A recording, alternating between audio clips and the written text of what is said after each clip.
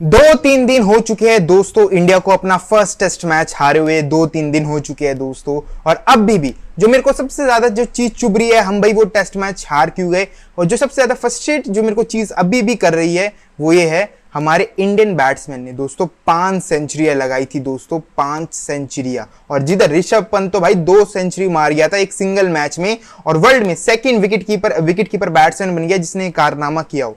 ठीक है, जो सबसे ज्यादा चीज मेरे को जो चुभ रही है दोस्तों, जो सबसे ज्यादा चीज मेरे को चुभ रही है वो ये है दोस्तों कि 5 शतकों के बाद दोस्तों हम फर्स्ट टेस्ट मैच हार चुके, 500 के बाद हम वो फर्स्ट टेस्ट मैच हार चुके। और इवन भाई जब जसप्रीत बुमराह ने अपने फर्स्ट इनिंग्स में दोस्तों पंजा खोला था, ठीक है, इतने जो जो इतने अच्छे पॉजिटिव थे, जो 2-3 प्लेयरों ने इतना तगड़ा स्टेप अप किया था इंडिया के लिए फर्स्ट टेस्ट मैच में, वो भी आफ्टर विराट कोहली एंड रोहित शर्मा के बाद दोस्तों बहुत ही अच्छी चीज थी जिस हिसाब से हर प्लेयर स्टेप अप कर रहा था, परफॉर्मेंस कर रहा था। पर जब भी दोस्तों दो तीन चीज थी जो हमारे हक में नहीं गई दोस्तों। एक तो कैचेस ड्रॉप, जितनी सारी कैच ड्रॉप हुई है भाई, चाहे जडेजा हो, जायसवाल दोस्तों, नाक में दम कर दिया था जायसवाल ने कैचेस ड्रॉप करके। एंड इंडिया का कोलैप्स भी आता है, दोनों इनिंग्स में इंडिया का कोलैप्स आता है, और बुमराह के अलावा और दूसरे बॉलरों से इतनी हेल्प नहीं मिलती फर्स्ट इनिंग्स में, स्पेशली बात की जाए। सेकेंड इनिंग्स में भाई प्रसिद्ध ने भी आखिरी में आके ठीक ठाक स्टेप अप किया। सिराज का बहुत ही ब्रिलियंट स्पेल था सेकंड इनिंग्स में जो उसने लास्ट डे के लंच से पहले डाला था, बहुत ही प्यारा स्पेल था मोहम्मद सिराज का, जिस हिसाब से उसने एडी से लेके चोटी तक का जोर लगा दिया था उस स्पेल में, और बहुत ही प्यारा स्पेल डाला था। वहां थोड़ा वो अनलकी रहा था सिराज कि उसे वहां विकेट्स नहीं मिली थी, बट सिराज का बहुत ही प्यारा स्पेल था। तो बिट एंड पीसीज में जो फर्स्ट टेस्ट मैच चला है कि कुछ प्लेयरों ने बहुत ही अच्छी परफॉर्मेंस कर दी और कुछ प्लेयरों ने बिल्कुल ही परफॉर्मेंस नहीं की, तो उसका नतीजा दोस्तों ये निकला, हम फर्स्ट टेस्ट मैच हार चुके। तो दोस्तों अब आगे क्या होगा दोस्तों सेकंड टेस्ट मैच में, और जिस हिसाब से दोस्तों रिपोर्ट्स आ रही है सेकंड टेस्ट मैच को लेते हुए कि ये इंग्लैंड की तरफ से दोस्तों जोफ्रा आर्चर दोस्तों वापस आ चुका है। और जो इंग्लैंड की साइड जो फर्स्ट टेस्ट मैच जीत गई, उन्होंने भी भाई बहुत ठीक ठाक काम किया, बॉलरों ने भी आके कोलैप्स में, इस हिसाब से टंग ने भाई आके विकेट्स ली थी सेकंड इनिंग्स में, और उसमें दोस्तों और क्रिस वोक्स का बहुत ही इकोनॉमिकल और बहुत ही इफेक्टिव उसने अपने आके स्पेल डाले थे। तो उसी के बीच में दोस्तों जोफ्रा आर्चर का भी नाम दोस्तों जुड़ चुका है सेकंड टेस्ट मैच में। इंग्लैंड की तरफ से उनका पूरा स्क्वाड आ चुका है वहां, भाई जोफ्रा आर्चर की एंट्री हो चुकी है। तो दोस्तों उसके बाद एक और जो इंडिया के लिए दूसरी बुरी खबर है ये कि माइट भी जसप्रीत बुमराह मिस कर सकता है सेकंड टेस्ट मैच, क्योंकि जो गंभीर की जो प्रेस कॉन्फ्रेंस थी, गंभीर ने वहां बोल दिया था कि जसप्रीत बुमराह 3 ही टेस्ट मैचेस खेलेगा। और उसके बाद दोस्तों बहुत ही बैकफायर सा मिल रहा है जसप्रीत बुमराह को, कि लोग अब दोबारा कंपैरिजन कर रहे हैं जसप्रीत बुमराह को, ये कहते हुए कि जसप्रीत बुमराह आईपीएल के लिए फुल 14 मैचेस खेल रहा है, और इंडिया की जब बात आ रही है परफॉर्मेंस करने की, टेस्ट मैचेस खेलने की, वहां जसप्रीत बुमराह बस 2 या 3 टेस्ट मैचेस ही खेल रहा है। तो दोस्तों ये जो भी आर्ग्यू चल रहा है इंटरनेट पे इस टाइम की ये जसप्रीत बुमराह को आईपीएल वर्सेस टेस्ट मैच को लेते हुए, तो फर्स्ट ऑफ ऑल दोस्तों इससे बकवास चीज मैंने कभी देखी नहीं। तो दोस्तों कैसे दोस्तों लोग कंपेयर कर सकते हैं एक आईपीएल को और एक टेस्ट क्रिकेट को दोस्तों? Both are complete different thing दोस्तों, both are complete different thing. तुम बात करोगे एक जगह आईपीएल की 4 ओवर डालने होते दोस्तों, 4 ओवर, और आपके मैचेस कौन से डेली हो रहे हैं भाई? एक मैच आज हुआ तो दूसरा मैच मोस्ट प्रोबेबली होता है तुम्हारा 2-3 दिन बाद, 2 दिन बाद, मैक्स टू मैक्स 1 दिन बाद, ठीक है। और 4 ओवर में आपको 1 दिन का रेस्ट मिल रहा है, वो बहुत काफी है, ठीक है। और बात करोगे तुम टेस्ट क्रिकेट की दोस्तों, तुम्हें पता नहीं कि आपको पूरे 5 दिन खेलना पड़े, आपको 4 दिन खेलना पड़े, आपको ये नहीं पता कि आपको कितने ओवर फेंकने पड़ेंगे, कितने ओवर नहीं फेंकने पड़ेंगे। तो ये दोनों ही कंप्लीट डिफरेंट थिंग है। और जो लोग ये बातें कर रहे हैं कि भाई बुमराह आईपीएल ही खेलता है, और आईपीएल में तो बुमराह ने रेस्ट नहीं लिया भाई, अब टेस्ट क्रिकेट में रेस्ट ले रहा है, तो दोस्तों ये कहां से लॉजिकल आर्ग्यू? तो दोस्तों है नहीं, लॉजिकल आर्ग्यू है नहीं, क्योंकि दोनों डिफरेंट चीज है दोस्तों। एक जगह आईपीएल टेस्ट क्रिकेट, कहां कोई कंपैरिजन ही नहीं है दोस्तों। ये तो वही बात हुई, तुम ऑरेंज एंड मैंगोज को कंपेयर कर रहे हो क्या, ये एप्पल एंड जो भी है दोस्तों, ये बहुत ही घटिया डिबेट चल रही है इस टाइम। और जहां बात रही जसप्रीत बुमराह की दोस्तों, some time I just feel bad for him, because क्योंकि भाई जिस हिसाब से वो बॉलर है और जिस हिसाब से उसका प्राइम चल रहा है भाई हम सब जो क्रिकेट में होता है, हर स्पोर्ट्स में होता है कि भाई जब एक बंदे का प्राइम चले ना, उसे सबसे ज्यादा मैचेस खेलने का मौका दो, क्योंकि वो उसी में बेस्ट कर रहा होता है। जैसे कि बुमराह का ये प्राइम चल रहा है पूरा, जिस हिसाब से वो परफॉर्मेंस कर रहा है। पर दुख की बात यह है कि दोस्तों, दुख की बात यह है कि वो पूरे टेस्ट मैचेस नहीं खेल पाता एक सीरीज के। और ये बहुत, टू बी ऑनेस्ट, बुमराह से भी तुम पूछोगे ना, उससे भी ये चीज बहुत फ्रस्ट्रेट करती होगी कि वो पूरे टेस्ट मैचेस नहीं खेल पा रहा। क्योंकि जब एक टाइम तुम बात करोगे एक बैट्समैन की, भाई जब बैट्समैन का जब प्राइम होता है ना, वो सारे टेस्ट मैचेस, सारी सीरीज सब खेलता है। बट एक जब बॉलर की बात आ रही है, बॉलर नहीं खेल पा रहा पूरे 5 टेस्ट मैचेस। और दिक्कत ये है बुमराह के साथ, क्योंकि भाई बुमराह का जो एक्शन है, जो बुमराह को जो इंजरीज होती है, आई थिंक वो सबसे बड़ी चीज है दोस्तों, वो सबसे बड़ी चीज है। क्योंकि बुमराह का जो एक्शन है वो बहुत ही नॉर्मल तो है नहीं, बहुत अनऑर्थोडॉक्स एक्शन है भाई। उसकी कमर 2 बार आई थिंक उसकी सर्जरी हो चुकी है, इंजरी हो चुकी है। और अब आई थिंक बहुत सा फिर चांस रहता है कि यार फिर करियर पे भी बहुत सा सवाल उठ जाता है कि यार ये तो इंजर हो रहा है बार बार, और सर्जरी हो रही है, ठीक हो पाएगा कि? हर टाइम रिकवर में भाई बहुत दिक्कत होती होगी। तो ये जो सबसे बड़ी चीज है जो बुमराह को सबसे बड़ा जो तंग करती होगी, आई थिंक वो है उसकी भाई इंजरीज। क्योंकि दोस्तों कोई नहीं चाहता कि अपने प्राइम पे वो मैचेस ही ना खेले। भाई बुमराह का प्राइम चल रहा है, भाई वो खुद चाहता होगा कि वो पूरे 5 टेस्ट मैचेस खेले, पर कंडीशंस ऐसी क्रिएट हो रखी है वो नहीं खेल पा रहा, क्योंकि उसका वर्कलोड मैनेजमेंट, उसकी इंजरीज, भाई अब क्या करो। और गंभीर की बात की जाए दोस्तों, जीजी एरा की बात की जाए दोस्तों, क्या सपने दिखाए थे जीजी एरा ने कि ये होगा, वो होगा, ये होगा। दोस्तों उसका पूरा विपरीत हो रहा है। टेस्ट क्रिकेट में स्पेशली बात की जाए, टेस्ट क्रिकेट में, व्हाइट बॉल क्रिकेट में भाई बहुत ही डिसेंट तो नहीं बोलूंगा, बहुत ही अच्छा बोलूंगा कि जिस हिसाब से भाई हम चैंपियंस ट्रॉफी जीत गए, T20 भी टीम बहुत सॉलिड लग रही है। तो white ball cricket in specially Gautam गंभीर, वो तो बहुत ही प्रिटी मच भाई बहुत ही सही काम किया जिस गौतम गंभीर ने व्हाइट बॉल क्रिकेट में। बट टेस्ट क्रिकेट दोस्तों, ना दोस्तों, ये तो एवरेज, जो गौतम गंभीर की जो एवरेज है ना टेस्ट क्रिकेट में, उससे भी गंदा होता हुआ दिख रहा है दोस्तों, उससे भी गंदी चीज होती हुई दिख रही है एज अ हेड कोच गंभीर। दोस्तों 11 टेस्ट मैचेस गंभीर ने एज अ कोचिंग करे है इंडिया को, 11 में से बस 3 ही जीती है दोस्तों, 3। और 60 टेस्ट मैचेस हम हार चुके हैं और 1 ड्रॉ हुआ है। और ड्रॉ हम सबको पता है कैसे हुआ था ड्रॉ, वो तो बारिश ने बचा लिया। गाबा वाला जो टेस्ट मैच था, जहां आकाशदीप ने और बुमराह ने आखिरी में थोड़ी पार्टनरशिप लगा के वो फॉलो ऑन बचाया था, वो हम सबको पता है। तो दोस्तों ये क्या दोस्तों, और लास्ट तुम 9 टेस्ट मैचेस की बात करोगे तो वो और ही बद से बदतर है। उसमें भी हम 1 ही जीते, वो पर्थ वाला, और उसके बाद हम सारे हारे, और वही 1 ड्रॉ।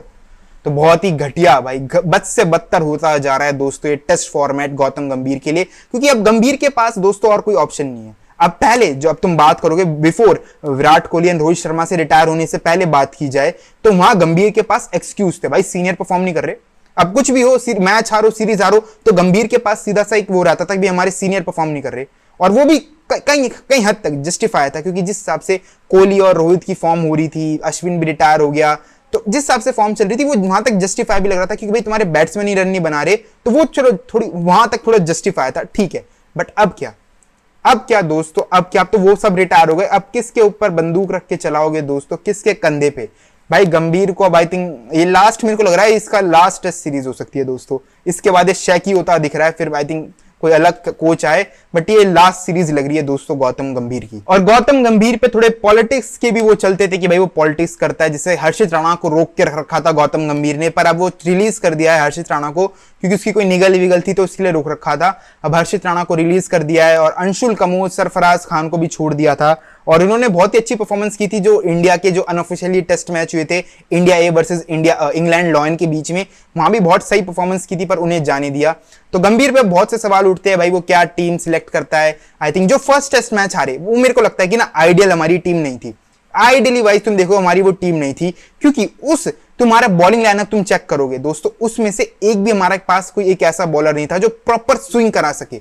ठीक है, तुम इंग्लैंड की तरफ से देखोगे ना भाई, क्रिस वोक्स भाई बहुत ही प्यारी स्विंग कराता है, उसके पास इतनी स्पीड नहीं है, 130 135 के बीच में रखता है क्रिस वोक्स, और वहीं से वो स्विंग कराता है।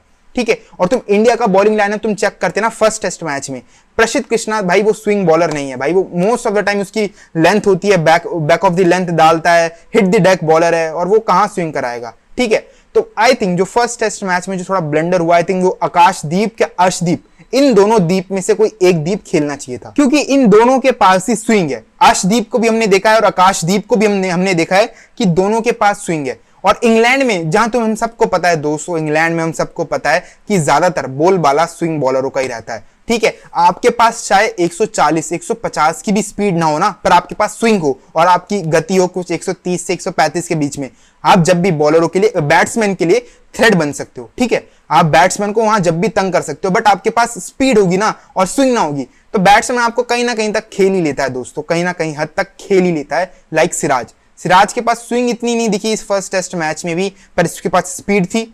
स्पीड से भाई वो डाल रहा था तेज 140 145 नियरली 149 इतनी फेंक रहा था सिराज, पर स्विंग ही नहीं थी।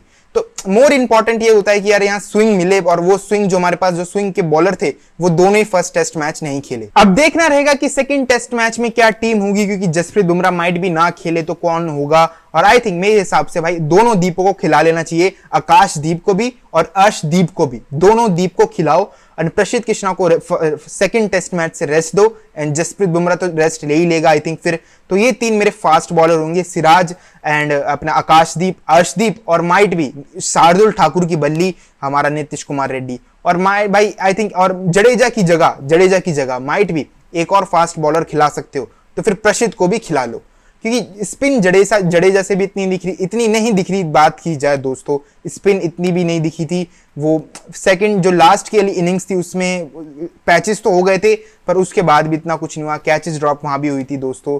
बट ये दोस्तों, मैं चाहता हूं कि भाई नीतीश कुमार रेड्डी को भी खिलाना चाहिए, क्योंकि जिस हिसाब से हमने भाई एक फाइंड किया है, हमारे पास एक प्रॉपर एक ऑलराउंडर आया है इतने टाइम बाद आफ्टर हार्दिक पांड्या, तो उसे भी भाई पॉलिश करने का टाइम है। बंदे ने भाई बॉक्सिंग डे टेस्ट मैच में 100 मारी थी, तो उसे भी भाई कहीं ना कहीं तो खिलाओ। एक हमारे पास अच्छा मौका है कि हम एक fast allrounder bowler, batting allrounder bowler निकाल सकते हैं, तो वाई नॉट कि भाई उसे भी प्रॉपर मैचेस दिए जाए, उसे भी आगे के लिए तैयार करे। तो थोड़े तो चेंजेस लग रहे हैं जो सेकंड टेस्ट मैच में देखा जाएगा। बैटिंग में इतना मेरे को नहीं लग रहा, जो हमारे टॉप 4 5 6 है वो इतने ही रहेंगे। उसके बॉलिंग में दोस्तों, और जो हमारे ऑलराउंडर है, आई थिंक उसमें हमें बहुत से चेंजेस देखने को मिल सकते हैं। और जायसवाल के भी मैं दोस्तों स्टैट्स देख रहा था कि कैचिंग ड्रॉप के दोस्तों ये तो बहुत हो रहा है, थोड़ा तो सीरियस इशू है दोस्तों ये कैचिंग का दोस्तों। जायसवाल का batsman no doubt about it भाई, इंडिया का नेक्स्ट फ्यूचर स्टार है बैटिंग के मामले में, बट कैचेस तो दोस्तों ये तो करनी पड़ेगी दोस्तों। और क्योंकि अब जायसवाल इंडिया का मोस्ट प्रॉमिसिंग प्लेयर बनता जा रहा है, और उसे भाई उस पर हमें ट्रस्ट करना तो पड़ेगा ही। और ये जो इसका एक उसका एरिया है कैचेस दोस्तों, ये तो सही करनी पड़ेगी, वरना आगे दिक्कत हो जाएगी। और ऐसे ही कैचेस छोड़ता रहे, एक तो दो चीज होती है आई थिंक, फिर लोग भाई भड़कते हैं, फिर चाहे तुमने 100 बनाए हो चाहे 200 बनाए हो, जब कैचेस ड्रॉप होती है ना लोग पागल हो जाते हैं, क्योंकि भाई मैचेस तो पकड़ के ही जीतोगे, कैचेस ऑल आउट ही करके जीतोगे दूसरे अपोनेंट टीम को, तो लोग भाई भूल जाते हैं कि चाहे आपने 100 बनाई हो 200 बनाई हो, पर आप कैचेस ड्रॉप करते हो बहुत गालियां पड़ती है। एंड सेकंड थिंग, और ये ऐसे ही कैचेस ड्रॉप करता रहेगा तो भाई बैटिंग पे भी कहीं ना कहीं इफेक्ट आता है। तो भाई ये थोड़ा कंसर्न है भाई, ये जायसवाल का तो माइट भी प्रैक्टिस हो, जो भी करना है भाई ठीक ठाक करे, जल्दी करे, और आने वाले मैचेस में भाई दिखाए भाई कि ये जो चीज हुई थी वो हो गई, बस एक टेस्ट मैच के लिए थी। आई थिंक अब बाकी के टेस्ट मैच में अच्छा परफॉर्मेंस करे। बैटिंग से तो कर ही लेगा, बैटिंग में कोई शक ही नहीं है, बट दिक्कत है भाई फील्डिंग। होप करते हैं कि भाई ये जायसवाल से छोटी मोटी मिस्टेक देखने को ना मिले, और जो हमारा लोअर ऑर्डर है, जो हमारे स्पेशली टेल एंडर है भाई, थोड़ा बैट्समैन का साथ देना सीख लो, थोड़ा सेंसिबल क्रिकेट खेला करो। तुम्हें कोई जरूरत नहीं है छक्के चौके मारने की, बॉले खाओ, खड़े रहो, फ्रस्ट्रेट करो, खुद ही रन आ जाते हैं। तो थोड़ा एक हमारे लोअर ऑर्डर को भी समझने की बात है कि सेंसिबल क्रिकेट खेलना, तुम्हें कुछ नहीं करना, तुम्हें बस बॉले रोकनी है क्या छोड़नी है, बस तुम्हें छक्का चौका मारने को कोई नहीं कह रहा। जो अदर साइड जो बैट्समैन है उसकी मदद करो बस। थोड़ा जो हमारे लोअर ऑर्डर का जो कोलैप्स आया था, जो टेल एंडर का कोलैप्स आया था, वो भी बहुत घटिया था फर्स्ट टेस्ट मैच में भाई। 400 पे 3 है, 300 पे 3 है, उसके बाद हम पूरे ऑल आउट हो रहे हैं। तो ये भी दोस्तों बहुत ही चुभने वाली चीज थी जिस हिसाब से फर्स्ट टेस्ट मैच में देखी गई। तो होप करता हूं जो भी छोटी मोटी अब चेंजेस होने हैं, I think team fight back करेगी, जो भी होना है दोस्तों, आई थिंक प्रॉपर हो, इंडिया कम बैक मारे सेकंड टेस्ट मैच में।